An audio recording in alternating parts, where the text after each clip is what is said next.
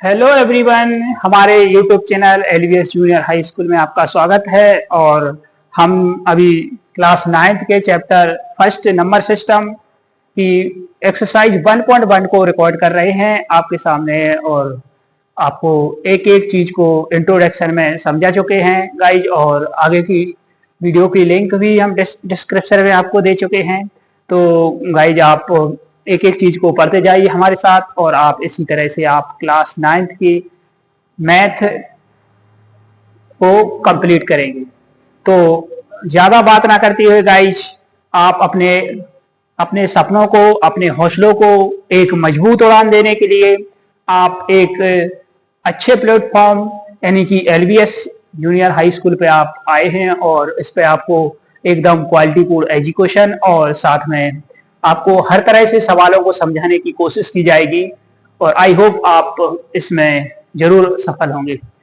तो हम शुरू करते हैं एक एक सवाल से। एक्सरसाइज 1.1 का पहला सवाल है और उसको हम समझते हैं। तो देखिए फ्रेंड्स कि क्या पूछ रहा है सवाल। क्या शून्य एक परिमेय संख्या है? क्या इसे आप P अपॉन Q के रूप में लिख सकते हैं, जहां P और Q पूर्णांक है और Q is not equal to 0। तो गाइस हमने पहले आपको समझाया है कि शुरू में परिमेय संख्याएं क्या हैं, अपरिमेय संख्याएं क्या हैं और पूर्णांक क्या है। तो सवाल को सॉल्व करने से पहले हमें परिमेय संख्याएं और पूर्णांक के बारे में जानना बहुत जरूरी है कि पूर्णांक क्या है और परिमेय संख्याएं क्या है। तो सबसे पहले आप समझिए क्या परिमेय संख्या है, और फिर समझिए आप पूर्णांक। परिमेय संख्याओं को कहते हैं रैशनल नंबर। परिमेय संख्याओं को समझते हैं, कहते हैं रैशनल नंबर। और पूर्णांक को कहते हैं गाइज इंटीजर।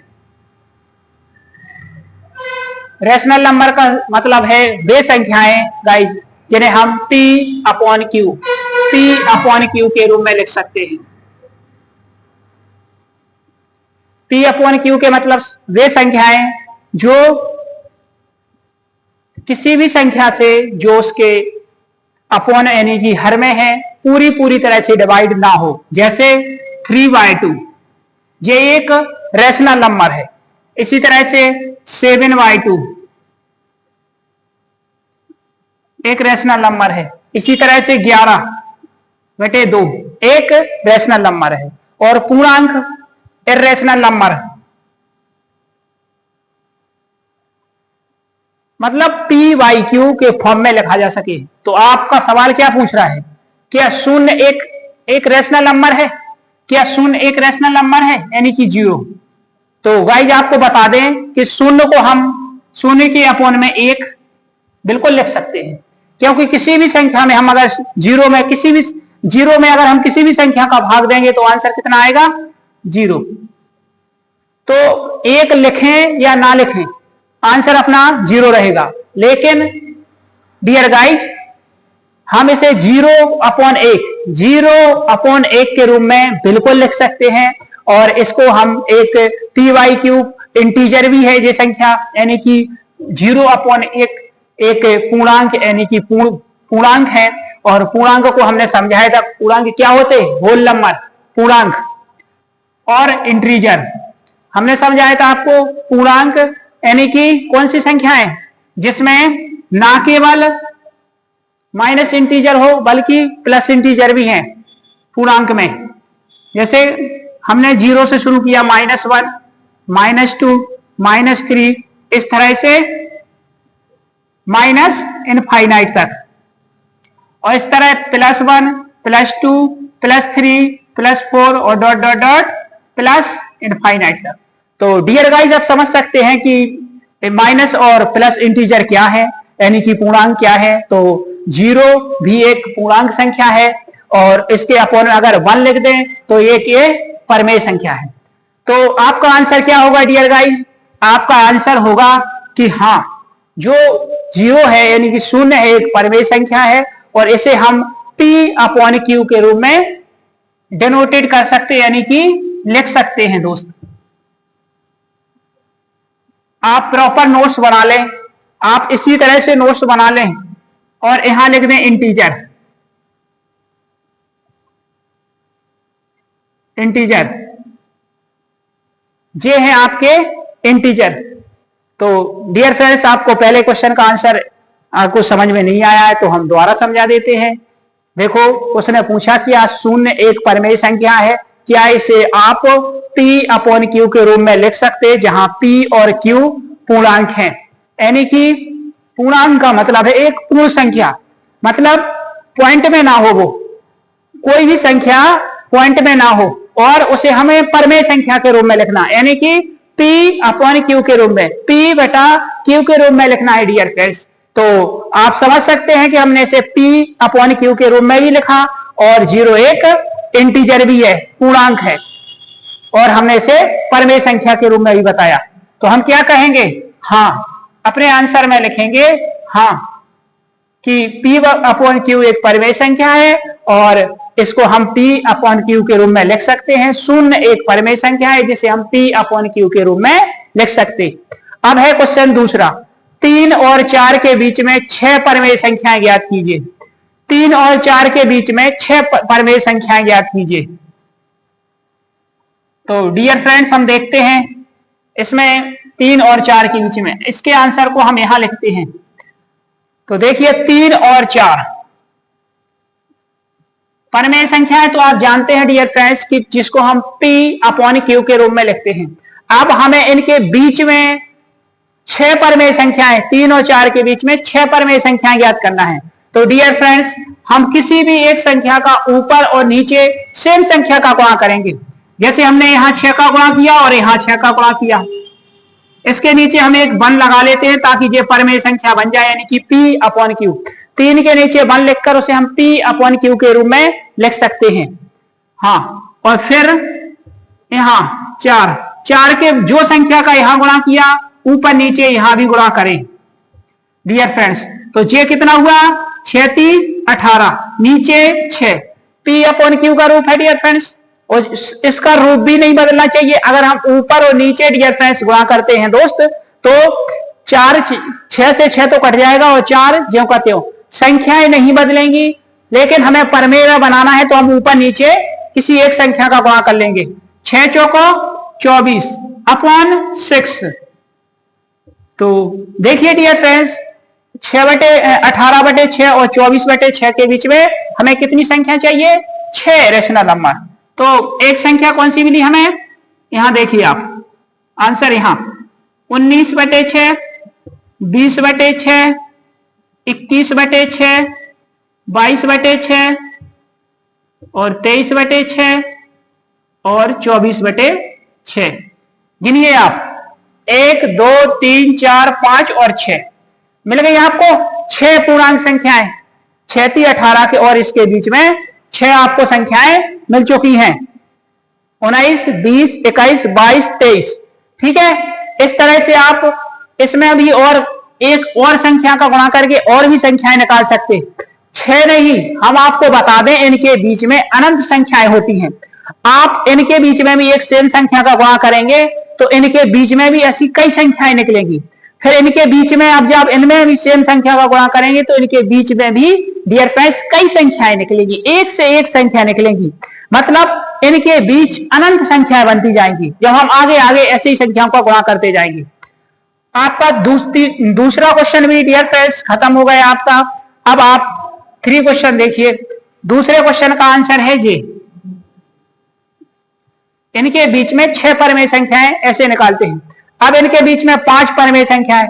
जो रूल यहां फॉलो किया डियर फ्रेंड्स, यही रूल आपको यहां भी फॉलो करना है। जैसे हमने यहां आंसर लिखना शुरू किया इसका 3/5 और यहां लिखा 4/5।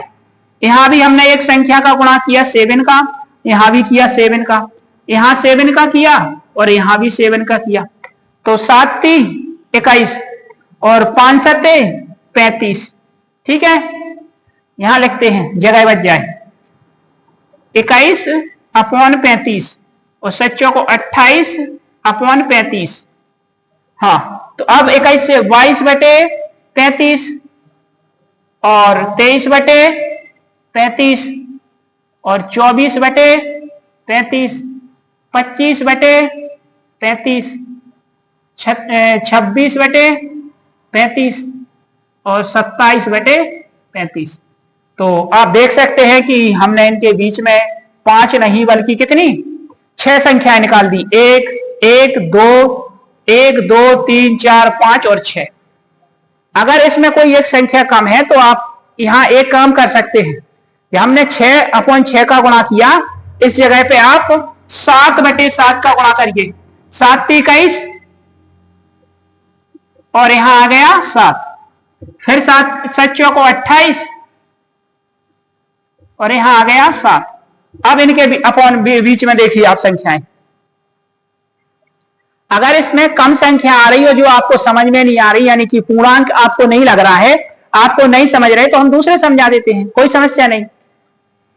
21 के बाद 22/7, 23/7, 24/7, 25/7, 26/7, 27/7। अब देख लीजिए आप 3 और 3 6। आप 8 को भी कर दो। जब 8 करेंगे तो आपके और ज्यादा संख्याएं निकल जाएंगी। 9 का करेंगे तो और ज्यादा संख्या निकल जाएंगी। इस तरह से हमने 3 सवालों को समझा है डियर फ्रेंड्स कि शून्य एक परिमेय संख्या है जिसको हम PYQ के रूप में लिख सकते हैं। और तो हमने दिखाया कि PYQ के रूप में हम शून्य को कैसे लिख सकते। पहले हमने परिमेय संख्याएं बताई आपको, पहले हमने रेशनल नंबर बताया आपके लिए डियर फ्रेंड्स। पहले हमने बताया क्या, रेशनल नंबर। फिर बताया 3 और 4 के बीच में 6 परिमेय संख्याएं। परिमेय का मतलब है P/Q के रूप में लिखना। और जब हम एक सेम संख्या का ऊपर नीचे गुणा करते हैं डियर फ्रेंड्स, तो हमें उनके बीच में परिमेय संख्याएं मिलती हैं। और इसी तरह यहां भी हमने समझाया। और अब हम देखेंगे नेक्स्ट स्लाइड पर। नेक्स्ट स्लाइड पर देखेंगे क्वेश्चन नंबर 4। स्टॉप।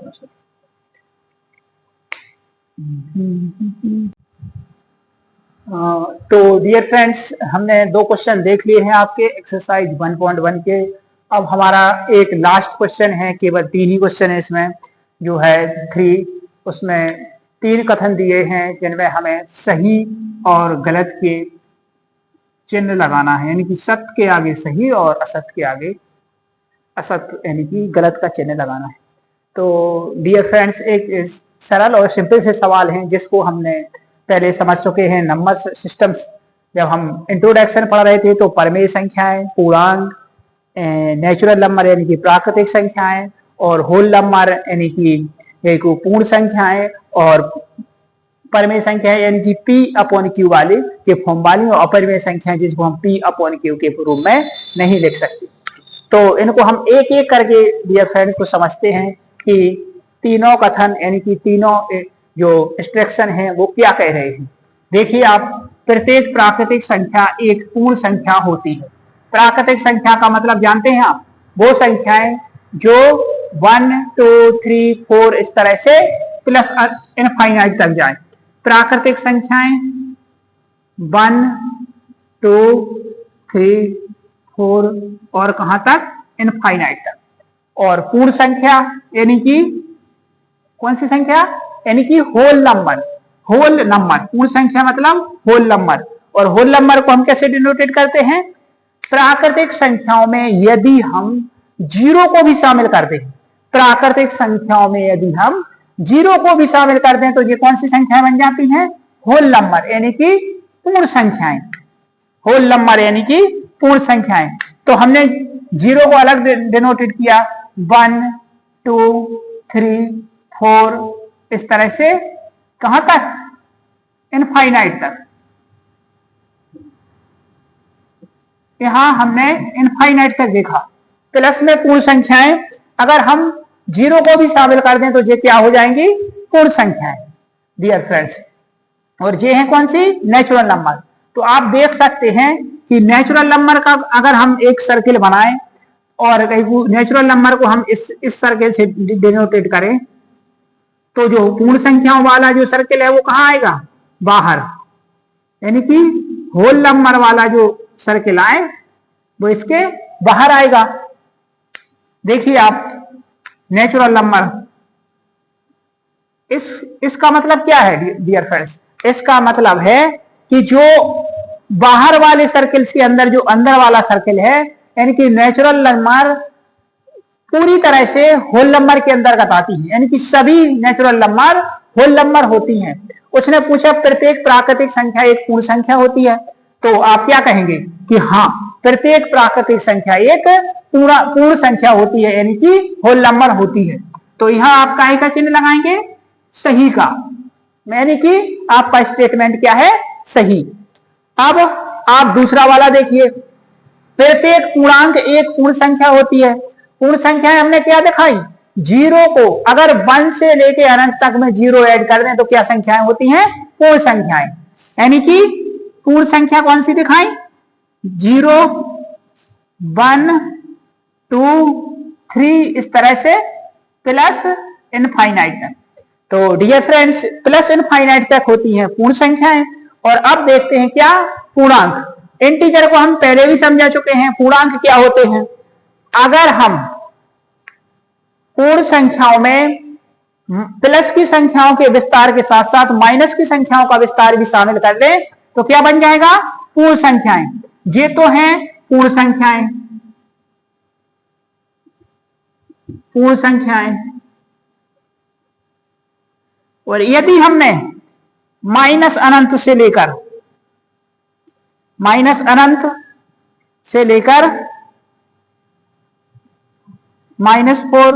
-3, -2, -1 और कहां से 0, मतलब ये संख्याएं भी हमने शामिल कर ली इसमें, तो क्या बन जाएंगी? ये फिर जो कहते हैं 1, 2, 3, 4 इस तरह से प्लस इनफाइनाइट तक क्या बन जाएंगी? ये पूर्ण संख्याएं,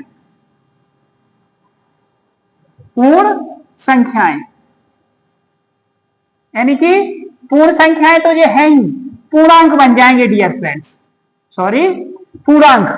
पूर्ण संख्याएं तो होल नंबर तो है जी, लेकिन इंटीजर यानी कि पूर्णांक है, प्लस पूर्ण संख्याएं और माइनस पूर्ण संख्याएं। अगर हम दोनों को शामिल कर दें तो क्या बन जाएंगे? पूर्णांक, यानी कि इंटीजर। ये पूरी संख्याएं को मिला दें तो बन जाएगा इंटीजर। अब उसने पूछा कि प्रत्येक पूर्णांक क्या पूर्ण संख्या होती है? नहीं, प्रत्येक पूर्णांक पूर्ण संख्या नहीं होती, क्योंकि पूर्ण संख्या का सर्किल कहां बनेगा? जे इसके अंदर किस चीज का है? नेचुरल नंबर का। इसके बाहर क्या है? Whole number. और इनके बाहर बना क्या? इंटीजर।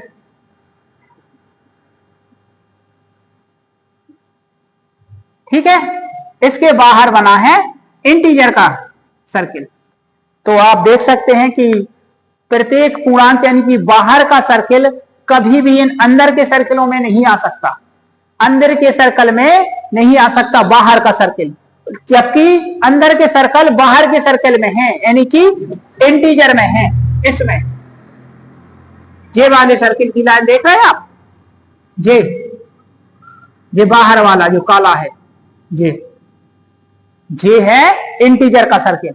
और उसने कहा कि प्रत्येक इंटीजर पूर्ण संख्या यानी कि होल नंबर होती है, तो होल नंबर का तो अंदर है सर्किल, तो ये क्या हो गया? Statement wrong dear friends. हाँ, अब देखिए आप, प्रत्येक परमेय संख्या एक पूर्ण संख्या होती है।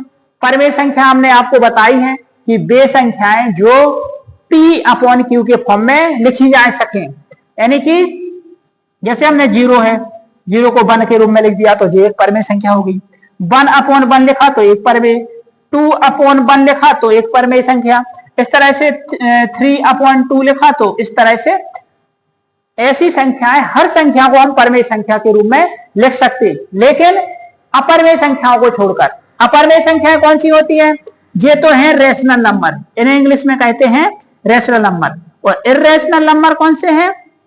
वे जिन्हें हम P/Q के फॉर्म में नहीं लिख सकते, जैसे √2 और पाई। ये दो संख्याएं हैं अपरमेय संख्याएं, ठीक है।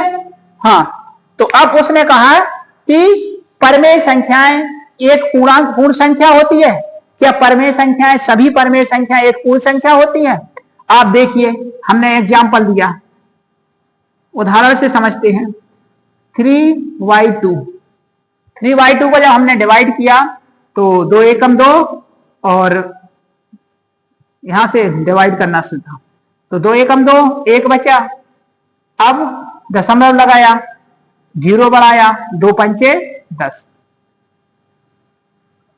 अब ये देखिए आप, क्या ये एक पूर्ण संख्या है? नहीं, जो संख्याएं दशमलव में है वे पूर्ण संख्याएं नहीं है, वे हैं एक अपूर्ण संख्याएं। जो यानी कि 1.5 एक पूर्ण संख्या है? नहीं।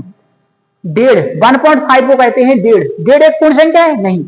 लेकिन 1 एक पूर्ण संख्या है, 2 एक पूर्ण संख्या है, 3 एक पूर्ण संख्या है। ऐसे ही -1, -2, माइनस इस तरह से अनंत तक पूर्ण संख्या है। तो डियर फ्रेंड्स, चाहे संख्या माइनस में हो या हो प्लस में, लेकिन पूर्ण होने चाहिए, हमारी शर्त के अनुसार पूर्ण होने चाहिए। तो परमेय संख्याएं पूर्ण संख्याएं तो होती हैं, प्रत्येक परमेय संख्या पूर्ण संख्या, परमेय संख्याएं पूर्ण संख्या तो होती हैं, लेकिन प्रत्येक परमेय संख्या पूर्ण होना जरूरी नहीं है। प्रत्येक पूर्ण परमेय संख्या पूर्ण हो ये जरूरी नहीं है, इसलिए ये स्टेटमेंट क्या हुआ? रॉन्ग। प्रत्येक परमेय संख्या पूर्ण संख्या हो ये जरूरी नहीं है, इसलिए आपका ये स्टेटमेंट हुआ रॉन्ग किया। तो आपको 3 ही स्टेटमेंट थे और मुझे लगा कि मुझे उम्मीद है कि आपको ये समझ में आए होंगे। बहुत अच्छे से हमने समझाए हैं डियर फ्रेंड्स, और 1.1 एक्सरसाइज को हमने कंप्लीट किया। आगे हम 1.2 और 1.3 इस तरह से सारी एक्सरसाइजों को कंप्लीट करने जा रहे हैं। तो आपको अगर आपने हमारा चैनल देखा है तो इसके लिए बहुत बहुत धन्यवाद, थैंक यू। और आगे की वीडियो के लिए हमने डिस्क्रिप्शन बॉक्स में लिंक दे रखी है, वो भी आप देख लें। Thank you. और अगर आप इस तरह से लिखते जाएं और अच्छे बढ़िया साफ सुथरे क्लीन एंड नीट अच्छे नोट्स बनाते जाएं तो डियर फ्रेंड्स आपकी मैथ्स बहुत अच्छे से तैयार हो जाएगी। Thank you. Watch for our YouTube channel